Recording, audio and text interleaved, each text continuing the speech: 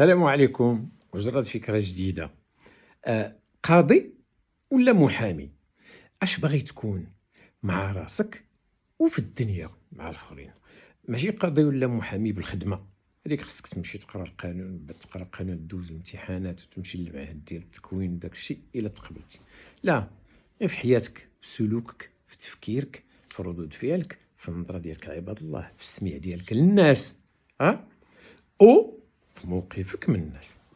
الا كنتي محامي راه ضروري غادي تمشي لشي جهه، وهاد الجهه اللي غتمشي لها هي اللي غادي تنفعك اكثر، وهي اللي غادي تلتزم معها لان عندك معاها الربح. في هاد الحاله كتكون خسرتي الميزان.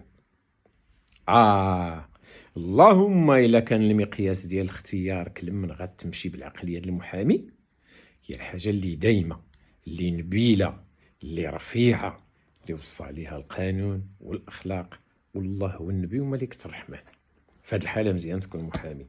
ولكن الا مشيتي بالعقليه البراغماتيه ديال المحامي ديال الربح غتمشي للجهه القويه، والقوي ماشي ديما هو اللي عنده الحق. كنتي بغيتي تكون قاضي مع راسك اولا، في اسرتك ثانيا، في الترابي ديالك وفي مسؤوليتك وفي واجبك وفي بلادك، خصك ديما تكون كتسمع الجوج، وعندك لا جوج باش غتعبر. كتسمع الجوج يعني كتسمع ديما الابيض والكحل المتناقضان. حتى في وسط من راسك سمع الانا ديالك، وسمع الجهه الاخرى الانا الاعلى واللاوعي ديالك. ومع الناس الا جاتك تنقيره من شي واحد ما عمرك تحرك على اساسه حتى تسمع الطرف الاخر، ولا سكت تدخل سوق راسك، ما تظلم حد ما يظلمك حد.